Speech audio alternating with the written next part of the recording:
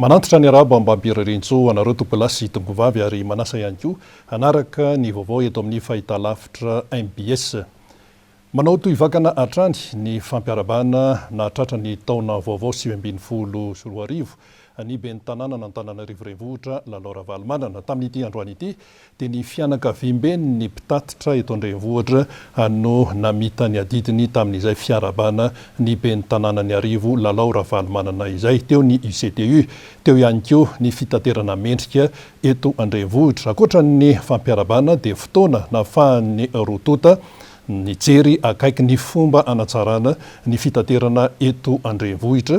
Vaovao taterin'ny Noro Fitiavana teo amin'ny sarin'ny Erzo Rajonarivony. Mangataka ny sy ny fanatsarana eo amin'ny lafiny fotodrafitrasa mahakasika ny fitaterana amin'ny ramatoa ben'ny tanàna Lalao Ravalomanana ny fianakaviam-ben'ny mpitatitra androany.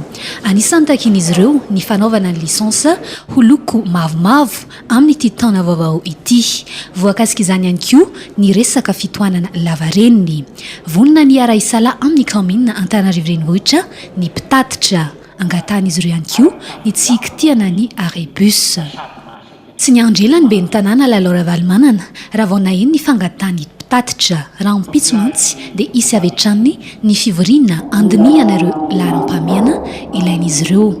Nanome tokony ben'ny tanàna fa ho vava ao anatin'ny fotoana fohy ireo olona ny mpitatitra ireo. Nandritra ny fifampiarabana tratry ny taona niaraka tamin'ny ben'ny tanàna Lalao Ravalomanana teny Analakely moa no nanao rarotana ireo fianakaviam-ben'ny mpitatitra namboraka ny olany. Nahitana ny teo anivo ny UCTU, ny FMA na ny fitaterana mendrika eto Antananarivo, ny VTM na ny vondro ny taxi Matianina raha ny fantatra androany.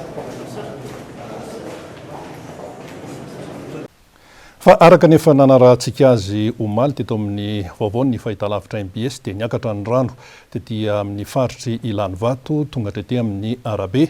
Avy hatrany dia nandray ny andraikitra ny teo anivon'ny commune n'Antananarivo renivohitra nandefa ny iraka mba hijery akaiky ny famahana ny olana nandrona n'izany fiakaran'ny rano tety amin'ny Arabe any Ilanivato izany. Mitatitra ny vaovao Noro Fitiavana teo amin'ny sarin'ny Erzo Rajonarivony. Olana goavana mampijaly ny ponina eny amin'ny faritra Ilanivato Anosipatrana ny fiangonan'ny rano eny amin'ny Arabe eny hatrany an-tokantranon'ny ponina rehefa amin'ny fotoana fahavaratra toy izao. Ho famanina io olana io tonga teny an-toerana ny mpiara-miasa amin'ny ramatoa ben'ny tanàna Lalao Ravalomanana sy ny tompon'andraikitra teo anivon'ny boriboritany fahaefatra nitroka ny rano miandrona. Tsara ny manamarika fa fonjimaika ihany aloha ny nanesorana io ranobe io raha toka mbola isy ny vahaolana maharitra atolotry ny eo anivon'ny kaomina Antananarivo renivohitra raha ny nambarany déléguen'ny boriboritany fahaefatra Silofo Ramandrimanana ho fisorohana ny olana miverimberina. Efa nisy ny ezaka natao tany maintany ny fisokirana ny tatatra rehetra kanefa ny olona moa samy manana ny eritreriny misy ireo naka fepetra ho azy manokana ny fanetsemana an'izay tatatra mandalo ao amin'ny taniny dia nefa izay no niteraka ny teny olana goavana amin'izao ty satria ny fanetsemanao ny lalan-drano izay mandalo ao amin'ny taninao dia miteraka olana indray ho an'ny mpiara-belona ka tsy maintsy vamana izay lalan-drano ny tsetseman'ny olona tsirairay avy zay mba ahafahan'ny mpiara-belona rehetra. Miara-mahita itsika izao fa sahirana ny ponina ety amin'ity faritra ity ety Ilanivato Pasika. Isa-taona izy io dia matetika miseho ohatran'izao foana natao daholo ny vahaolana ary ny tanàna n'Antananarivo dia tsy mitsahatra dia mikatsaka vahaolana maharitra zany zao no ezahana ho tedavina satria ity ataontsika androany ity dia fandraisana ndraiky fa tena ankamehana kanefa dia hitondra voka-tsoa amin'ilay ponina mihitsy izay ny tanjona ho tratrarina. Efa fantatra efa hita zany zao ny vahaolana ahafahantsika mamahaolana n'ireo ponina ireo hiasa itsika manomboka izao ary tsy hoe zao tsika vao miasa rehefa miasa foana tsika fa mitaky an'izay fandraisana ndraikitra ny ponina izay dia raina manokana ny ponina aloha amin'ny an'ity satria dia miezaka izy manome tanana ny tanàna n'Antananarivo ary izay ezaka ataon'ny ponina izay dia hifandraisana Antananarivo ihany koa satria dia ho raisitsika ny ndraikitra amin'ny famahana olana ny vahoaka ireo. Iarahana amin'izareo zany ny amahana ny olana ty ary vahaolana maharitra hoe ataony hikahezahana ny tedavina dia misy ihany ny olona marisarisa samezatsiny azy zany satria zay le very ny fahabaolana manetsina n'izay lalan-drano hitany izay anefa no miteraka an'le fitohanana rano rehetra ary dia tsy maintsy zana zany ny amahana nitsetsiny reny mba hahafahan'ny rano mitorisa tsara dia izay no antondiantsika androany anao zay tsisy ty rano etentsony. Ankoatra izay mbola hitohatra amin'ny rahampitso moa ny asa mandra-paharitra ny rano araka ny fantatra androany. Anisan'ny misedra olana ihany koa ny eny amin'ny faritra Andranomahery izay ao anatin'ny boriboritany fahatelo rehefa tonga ny fotoam-pahavaratra. Ny tena olana nefa mahatonga ny fiangonan'ny rano ao amin'izany faritra Andranomahery ao amin'ny boriboritany fahatelo zany dia vokatry ny fanotofan'ny olon-tsotra ny lakan'ny rano lehibe izay ivoahan'ny rano. Vokany akoatran'ny toerana izay adibo-drano dia misy fiatraikany ao amin'ny fiainana toe-karena sy ny sosialim-ponina io toe-javatra io. Ny vary eny an-tsaha dia milona rano ary dia simba ny ankamarony, eo ihany koa ny fahampitehana isan-karazany. Vaovao tanteriny Laurette Berton teo amin'ny sarin'ny Mathieu Princy. Tato agnatin'ny telo fahavaratra izay no niainany mponina tagnatin'ny dobo-rano tahaka izao eto amin'ny fokontany Andranomahery, boriborintany fahatelo, commune Antananarivo renivohitra. Tafalatsaka tanteraka agnatin'ny rano ny tanàna iray manontolo. Ny mpianatra efa bevata mirobo-drano rehefa miala avy an-tanàna hamonjy sekoly. Ny mbola helihely kosa babiagna na botrona na atao tsiangory ary izay manambola no mba afaka mandeha lakana miala an-tanàna hamonjy ny toeram-piasana. Ny tanimbary ihany koa mitaintaigna ireo mpamboly noho ny volon'izy ireo milon-drano ao anatin'ny fotoagna maharitra. Ny vokatra nefa mba tsara sy mahavelom-bolo saingy hosoparana ity rano miandrona ka atahorana olo ny vodim-bary mandra-pahatongava ny fotoagna ijinjana azy. Antony miteraka ireo tranga roa ireo ny fisiagna olon-tsotra manototra tany eny amin'ny fokontany Morarano, faritra mipoitra eny Anosivavaka iny, ka ny lalana fandehanan'ny rano izay nataon'ny apipa rango zay no notampenan'ity olon-tsotra ity. Efa nisy ny fitarainana izay nataon'ny vondron'ny mpamboly sy ny mponina tany amin'ireo ambaratonga isan-tsokajiny toy ny teny anivony apipa ary efa nandray andraikitry tandrify azy ireto farany saingy tsy mbola nanaraka izany ilay olon-tsotra izay voalaza fa manototra ny lakan-drano. Loza mitatao zany mahavelom-bolo araiky atsika raha voataraiky zany ny famoahana ny rano dia tsisy azo raisiny io vary reo lony tahony vary mbola tsy azo jinjainy reo nalaina forcé fotsiny zany satria matahotra le olona dia jinjainy tsy tonga ny famasahany tokony izy dia tsy maintsy alainy izy hoe sitrany ay zay zany le izy. Mitrabona koa hoe raha tsika malala reo tsy te hialo amin'ny toerana io zany mitrabona tsy te hialo reo olona reo fa ny tehavon'ireo olona reo zany dia ritina ny rano dia mba ampiny izy amin'ny lalana satria ny hébergement zany tabo zany raha tsika malala vokatry le ramble izay nijerevantsika tary amin'ny avalina io zany kanalina na telin'io ramble io zany zay ny fivoahan'ny rano moa zany izy io zay any zany ny tokony voaka ty rano ty nefa izy hitantsika tototra io dia zay ny fiatraika amin'izao zavatra tao vary zany mba mahavelom-bolo ny mpamboly ihany jovary eo vokatra izy tamin'ity eo koa moa zany ny resaka sosialim-bahoaka ny trabona be lehibe ny trabona 2016 17 18 tsika zao fa 19 vao nanomboka nanototra an'io izy dia efa nampafantatra ny commune zany zay dia efa nidina teny ny commune niaraka an'ina dia efa natefa misy arrêt de travaux misy an'izay mihitsy ny dossier any ananiny any apipako moa miara-miasa aminay akaiky amin'ny resaka hoe fitantanana ny canal sy ny rehetrarehetra dia efa nanome efa misy sommation raha napetaka ny apipa mihitsy any dia efa nietsika zany ny commune nanampy anay dia ampiasa motopompe zany zay atoato miandry an'izay zany zao zay androany narapitso dia ho avy zay motopompe ny PNGC zany no manampy anay amin'izay koa.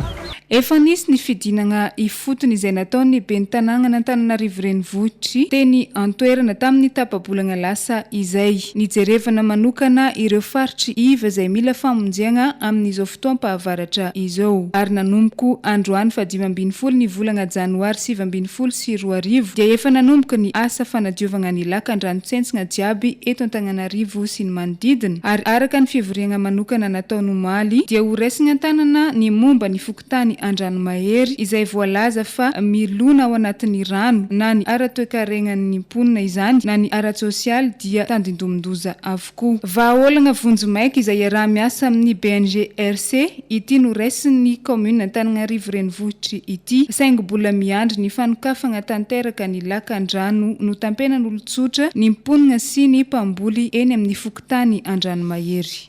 Hoajanitsika eo ny resaka fiakaran-drano fa hivatika amin'ny tontolon'ny fampandrosoana isika fa mbola eto Antananarivo renivohitra ihany. Ho an'ny boriboritany fahenina ny ambomanarina rehetra iny akoatra ny asa fanao andavanandro amin'ny fampandehanan-draharaha ao amin'ny boriboritany fahenina dia nanaovana ezaka manokana ny momba ny sosialim-bahoaka, ny momba ny fandriampahalemana, eo ihany koa ny resaka fanadiovana sy ny fidiovana. Andeha ary hoarahantsika ny fanadiadinina momba izay teo amin'ny sarin'ny Rivo Rajaonarivelo. Tsy nataony ny mpitantana ny boriboritany fahenina mba hanjavatra ny fanadiovana sy ny fidiovana teny amin'ny faritra iny nandritra ny taona 2024 ka tafiditra tao anatin'izany ny fanadiovana ny lalam-pirenena, ny lalakely sy ny elakelan-trano rehetra. Misongadina ny fiarah-miasa tamin'ny commune Antananarivo renivohitra tamin'ny famatsiana fitaovana. Ny teo amin'ny fidiovana dia teo ny fikarakarana manokana an'ireny bassin ireny izay tena ilain'ny mponina amin'ny fiainana andavanandro. Raha no jeritodika isika no mahakasika ny taona 2024 dia zavatra vitsivitsy no azo resahana satria araky ny toromarika avy amin'ny ben'ny Antananarivo dia ny fantoka manokana tamin'ny fahadiovana sy ny fanadiovana hitety amin'ny boriboritany fahenina. Izany hoe niezaka ny boriboritany fahenina sy ny mpiara-miasa dia ty nanadio ny faritra rehetra, ny arabe izay hitantsika mamaritra ny route nationale zany, ny faharoa dia ny tany amin'ny lalakely sy ny elakelan-trano. Ireo zavatra io no tanteraka dia ny fiarah-miasa.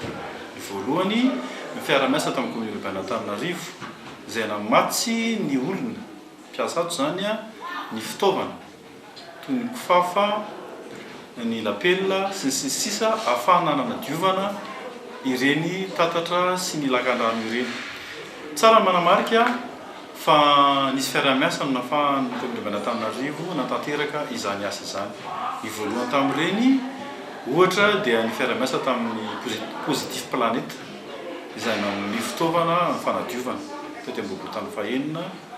Ny faharoa dia nanome fitaovana koa ny ambasadin'ny Chine nahafahanay natanteraka izany fanadiovana izany. Ankoatr'izay natao lara-pahamehana ny asa sosialy araka ny toromarika nomeny ny ben'ny tanàna na Laura Valomanana. Toy izany ohatra ny fanomezana ny kit scolaire ho an'ny ankizy tsy misy anavahana. Faharoa araky ny toromarika ny ben'ny tanàna Laura Valomanana dia teo amin'ny asa sosialy. Ny asa sosialy tena nataonay taty dia mahakasika ny ankizy, mahakasika ny mpianatra.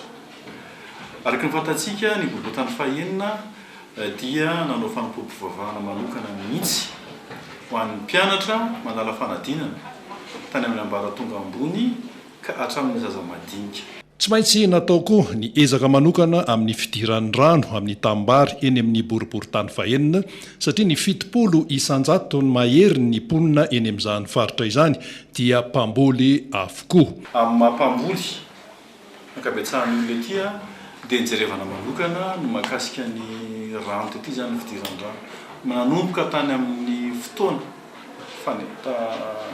famafazaketsa zany ka hatramin'ny fotoana fijinjana. Izany hoe nojerevana manokana ny fidiran'io rano amin'ny fambolena vary. Ary amin'izao fotoana izao tsika dia araka ny hitantsika dia efa fararano ny boriboritany fahenina satria ny mponina moa zany ny ity dia mpamboly ny 70 isanjatony fararano. Heverinay fa tsara ny vokatra, tsara ny fidiran'ny rano, efa 70 isanjato ny vokatra efa miakatra amin'izao fotoana izao noho izay vanim-potoana ny rano izay. Ny fandriampahalemana dia fokontany 520 amin'ny fokontany 130 ao amin'ny boriboritany fahenina no nasiana jiro ary tao anatin'ny fiarah-miasa tamin'ny jirama no nazahoana an'izany fahombiazana izany. Eo amin'ny tontolon'ny tsy fandriampahalemana kosa dia tadidintsika tsara ny trangana famonoan'olona sy alatra tany Ankazo be izay efa notanterina teto amin'ny vaovaon'ny fahitalavitra MBS tamin'ny 7 janoary lasa teo dia naharay fitoriana ny brigade criminelle tany an-toerana fa nisy ny fiara velo niaraka tamin'ny olona tamin'izany fiara izany. Ary rehefa natao ny fanadiadiana izatsokajiny dia olona 7 no tratra ny gendarmerie pirenena momba n'ity raharaha ity. Vaovao tateriny Jessica Miray teo amin'ny sariny Manora Andriamalala. Ny fahafitony volana janoary teo no naharay fitoriana ny tao amin'ny brigade criminelle. Ny laza fa tsy hita ny fiara Starex iray sy ny mpamily azy sady tompony. Ny roso avy hatrany ny fanadiadiana ka hita tamin'ny géolocalisation an'ilay finday an'ilay tompona Starex fa any Ankasibe no misy azy ka nandeha tany avy hatrany ny mpitandro ny filaminana.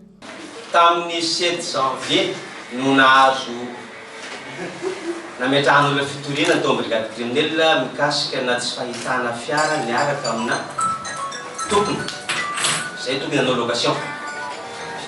Rehefa natao ny fanadiadiana dia hita tamin'ny alalan'ilay géolocalisation tamin'ny téléphone olona tokony fiara fa any amin'ny faritra Ankasibe agny no ahitana an'ilay misy ny téléphone. Dia nanohy fanadiadiana zahay nakany amin'ny faritry Ankasibe zay tany commune rurale Mahavelona moa zany ny tena andehanana. Hita tany ny fiara efa tsy hita tsony ilay olona sady chauffeur ny fiara no tompony raha teo. Raha vandao fanadiadiana dia nisy vehivavy anankiray voasambotra. Ny vehivavy voasambotra io tsy iza tsy afory fa sakaizany anankiray amin'ilay namono. Rehefa natao moa zany ny paipaka rehetra sy ny dispositif rehetra dia voasambotra anankiray tamin'ilay namono. Dia nitohy ny fanadiadiana dia ny afara tany an'olona 5 voasambotra. Ka ny fiaraha-miasa teo amin'ny gendarmerie zany tamin'izay fotoana zay dia niara-niasa zahay sy ny gendarmerie sy ny fokon'olona tany an-toerana nanao an'ilay fisamborana. Fa ny polisy tonga tany nanaitra ny olona rehetra tany ay ty fiara ty nangalarina sy nivonona ilay olona. Fandefasana afatra tamin'ny tambazotra Facebook no nandefasan'ireo olon-dratsy fa mitady Starex izy ireo ho faina ka namaly izany ny tompon'ny fiara Starex. Ary ny fanao fotoana teo Andotapenaka tokony ho tamin'ny 7 maraina. Teo amin'ny CDA ny fotoana. Dia ilay anankiray tamin'ny mpamono ny fanao fotoana niaraka taminy teo. Dia hoe ho any avaratra ho any amin'ny Ankasibe zany lalana andeha. Dia teny an-dalana no niraisina tsiraidray ireo olona izay voarovy ny tera raha ty. Raisina teto Ivato, raisina tany Mahitsy dia marapatonga tena maro feno efa dasany zareo anaty tomobile. Adiny roa taoriana ny fanaovana fotoana teo amin'ny CDA fotsiny dia efa natao ny famonoana n'ilay tompony fiara. Zany hoe mikendai natao anaty teo amin'ny volant izy dia misy anankiray nitazona dia anankiray nanindro natsy azy. Anaty satroka antsy amin'ny fakany iray natao. Zany hoe novonony tamin'ny fomba feno abibiny. Zany ilay olo dia avy eo rehefa maty izy dia nafenina tamin'ny toerana anankiray tany amin'ny commune rurale Mahavelona tany any fa ny hariva zay vao nangady lavaka zareo nandivenana azy. Raha ny antony namonoana ilay lehilahy kosa indray dia nanan'olona volany iray tamin'ireo namono azy ka fiara no nangatahany ho solon'ny volany ka nanao izao fisolokiana izao mba hahazoana fiara analana trosa araka izany ilay nahavanondoza. Misy fiampidiram-pola tamina olona anankiray izay patrony any tamin'ny toerana iasany taloha dia nisy vola fampiditra zareo nisy vola teo 60 millions teo zany dia niteny zany dia rangahy hoe hitadiavo tomobile fotsiny aho dia asany afaka ny volatsika. Dia lio anankiray manam-bola amin'io zany no niteny anaovana publication izy mara nitady olona tsika anao location dia mahita tomobile tsika dia rehefa azy tomobile zany nitsiry teo ny hevitra hoe avy dia vonoany ireo le olona io dia le tomobile fotsiny niananarika. Zay zany nahatonga ny le famonoana. Olona 7 no voasambotra ny mpitandro ny filaminana amin'izao ka ny efadana mono mivantana. Ny iray kosa ilay nanana vola tamin'ilay tovolahy izay nangataka fiara ho solon'ny volany. Voasambotra ihany koa ny tovovavy iray sakaizan'ilay tovolahy tompon'antoka ary voasambotra niaraka tamin'izany ihany koa ny olona nametrahana ny fiara tany an-toerana. Araka izany dia manao ny aintsio zavatra ny mpitandro ny filaminana hitadiavana ny olon-dratsy, ny gendarme manentsika dalo any amin'ny faritra ambanivohitra, ny polisy ao anatin'izany ny brigade criminelle manentsika an'ireny jiolahy araka ny efa notaterina teo araka ity tranga tany Andranovelona Ankasibe ity. Fa ivadika lafin-javatra hafa mihitsy isika eo amin'ny fiaina am-piarahamonina, ny resaka famonoantena dia misy raha ny eto Antananarivo sy ny manodidina. Fandre matetika izy io saingy ohatrany tsy dia mahataitra ny olona loatra. Asa raha fantatrao fa tao anatin'ny ray volana izay dia nitombo tokoa nisan'ny olona izay namony tena. Ankoatran'ny hoe fitsampikanana ery amin'ny tetezana mankany amin'ny ranon'ny kopa, dia misy ihany koa ny misafidy zavatra hafa hoentiny andaozana ny tany. Nisy ary ny fanadiadiana izay nataony Laurette Berton teo amin'ny sarin'ny Mathieu Prince momban'izay.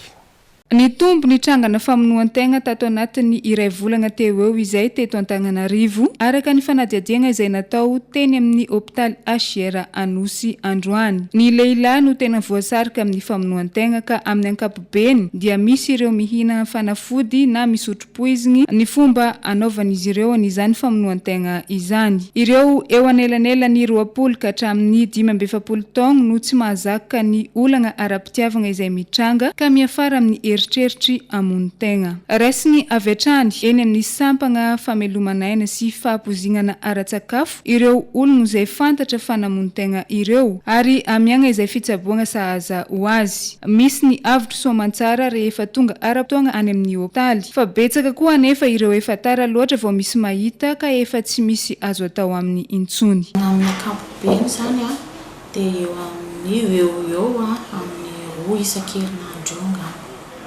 ny trangana famonoan-tena miditra eto amin'ny réanimation médicale HR. Ilay izy aloha zany tranga misy dia ny lehilahy manatombo isa noho ny vehivavy. Dia eo amin'ny 20 taona mihoatra eo ka hatramin'ny misy 70 taona na 70 taona.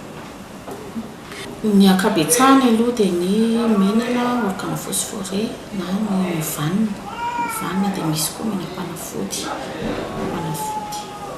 Dia misy asida koa indraindray. Dia le eo amin'ilay asida indraindray involontaire ilay izy. Misotro asida tsy nazany ilay olona. Io koa zany miankina amin'ilay fotoana nihinanany an'ilay izy. Fa raha ohatra izy ka tonga dia hita an'ilay mpiray-monina aminy miara-mipetraka aminy hoe avy nihinana an'ilay izy dia tonga dia entiny aty dia amin'ny ankapobeny avotra daholo. Fa raha hoe efa nijanona ela be tany an-trano izy dia izay no mety manahirana kely. Amin'ny ankapobeny dia problème conjugal ny olana ara-pitiavana izay no tena ny ankamaroany antony amin'ny rehefa avotro soamantsara ary ny ain'ireo olo izay namonon-tegna ireo dia misy ny fanaraha-maso akaiky ny fahasalamany ary tsy maintsy asaina mamonjy ireny mpitsabo manokana momba ny saina ireny izy ireo. Eto aminay moa zany amin'ny mahafamelomana azy dia mandray an-tanana amin'ny lafiny famelomanaina zany izay. Dia rehefa avitra izy rehefa tsy en danger intsony ny fahasalamany dia alefanay amin'ny neuropsychiatrie izay ny Befelantanana manao ny suivi ara-tsaina zany. Rehefa mivoaka izy zany dia manao contrôle ety aminay. Ny hafatra kely angamba dia hoe rehefa sendra problème zany dia tsy solution mihitsy ilay famonoan-tena fa au contraire lasa problème indray surtout ny olona miara-miaina aminao fa tsy otrany hoe hatrehana problème dia mifampiresaka amin'ilay olona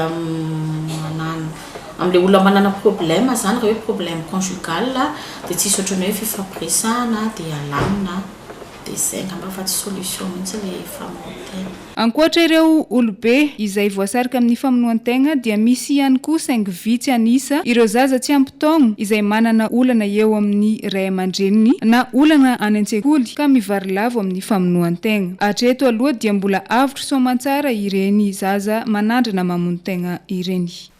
Fa ivadika vaovao hafa mihitsy isika mitaraina ny syndicat etsy amin'ny ministeran'ny mponina fa misy ny karazana tsindry isan-karazany araka ny nambaran'izy ireo dia hoe fanapara-pahefana mihitsy. Manoloana an'izany dia mitaraina izy ireo ary mangataka ny fandraisana andraikitry ny tompona andraikitra mahefa mba amahy ity olan'ny mpiasa amin'ny ministeran'ny mponina ity.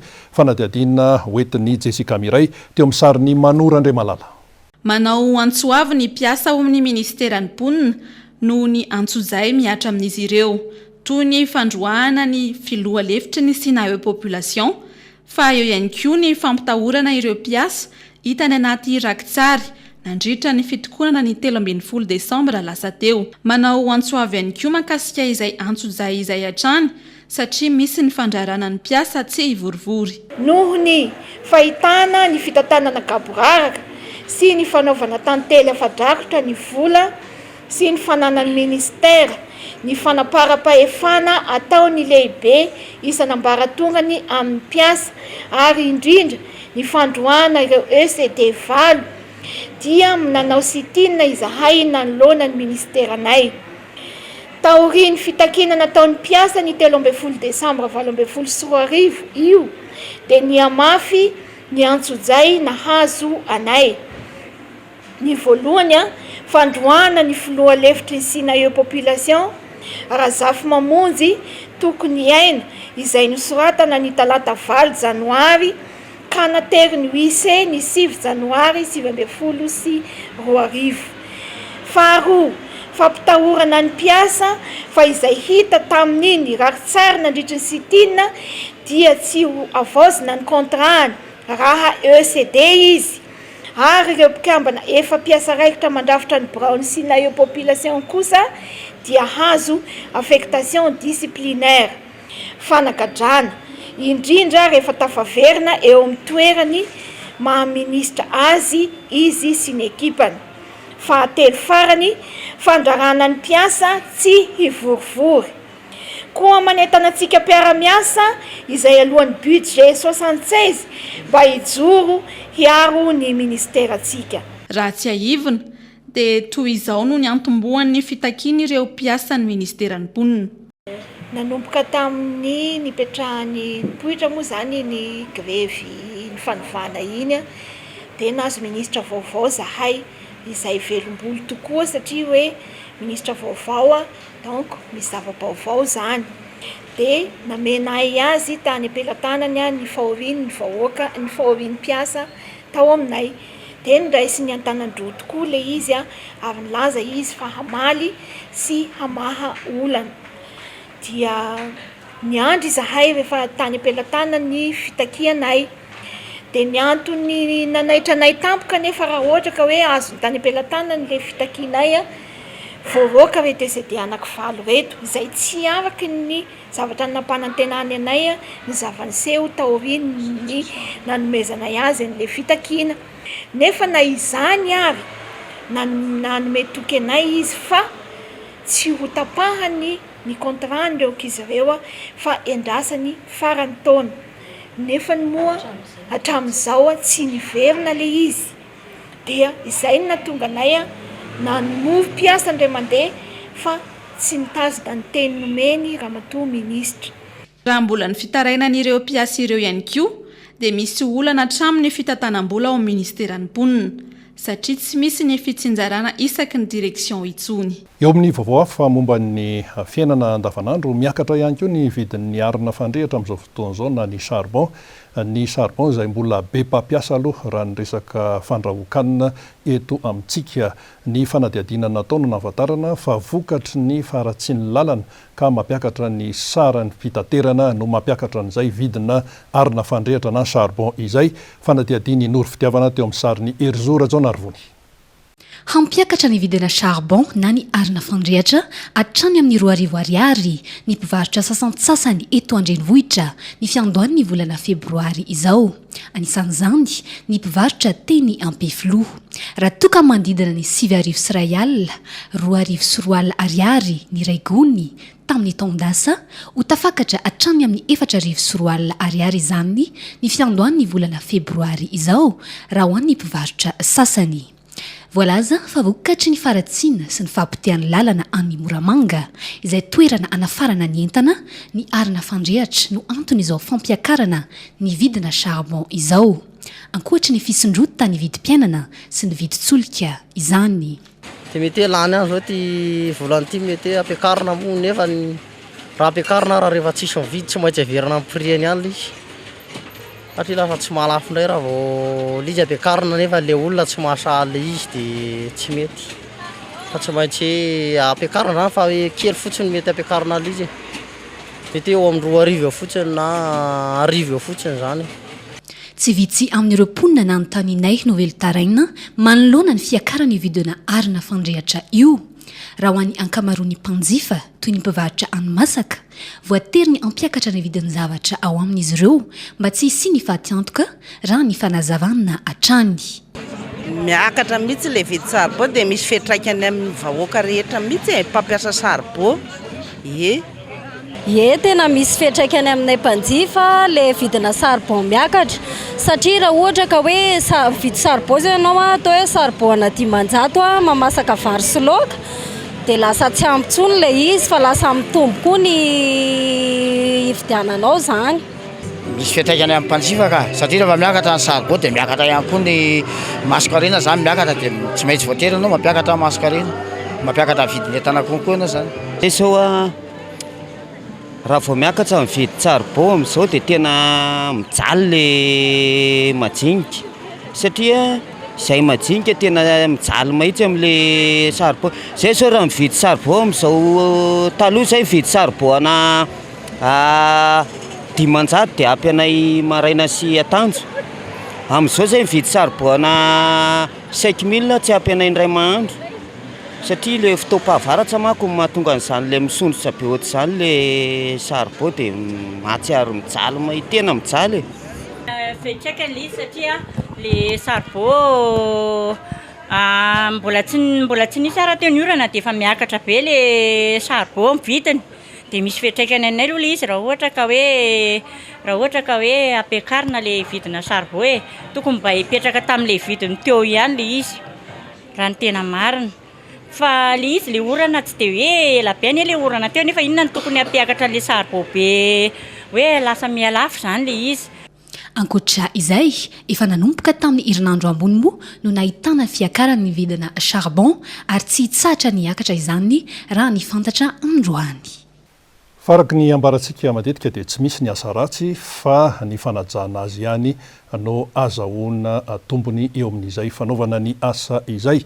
Misy ohatra ny fanadihadiana izay natao ary tao anatin'izany no ahitana fianakaviana anankiray izay manendy kafe no asany ary efa trany amin'ny dadabe aty amin'ny zanaka mandalo aty amin'ny zafikely dia manao an'izay asa fanendasana kafe izay. 3,000 ariary no anendasana ny ray volany miantoka kitay ary mandray vita ny mpandovola. Fanadihadiany Jessica Miray teo amin'ny sariny Erzora Jaonarvony. Izy no Erika, mpanendy kafe ety amin'ny Diganospatrana no asany efa ho 9 taona izay. Dadabeany no efa mpanendy kafe tety ka nianatra tamin'ny dadabeany izy araka izany ary nandimby ny asany avy eo. Teo amin'ny 9 taona teo izay no nanaovako an'ity. Rehefa betsaka netana dia misy ny karama moa rehefa tsisy netana dia tsy manao mihitsy ary fa ihany. Tsy miasa tena akory ireto mpanendy kafe eto ireto fa miasa amina orinasa mpanodina kafe mihitsy. Manendy ihany no asany ary 3,000 ariary no anaovany ny iray manendy. Saingy izy ireo ihany no miantoka ny kitay. Mahavita hatramin'ny 50 volana eo anefa izy ireo rehefa tena misy ny asa ao anatin'ny iray andro. Ary adiny 1,5 eo no anendasany ny iray vilany.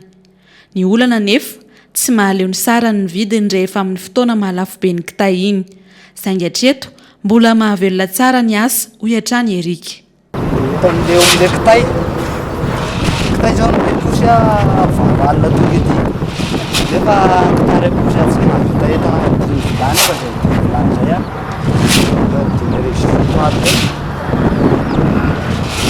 tsy mahavita. Efa misy camion mihitsy no mpanome entana azy ireo ety. Avy any Toamasina sy Mahanoro no kafe afarana. Manodidina ny 509 ariary ka hatramin'ny 509 ariary no andraisan'izy ireo ny réclame amin'ny kafe eto. 500 ariary kosa no amarotan'ny kafe anaty fonosana 500 grama. Mahalany hatramin'ny rotonny eo izy ireo isan-kerinandro. Dia iny fanadihadiana iny ihany koa no namarana ny vaovao teto amin'ny fahitalavitra MBS isaorana ianao naaraka hatramin'ny farany mankasitraka tompoko.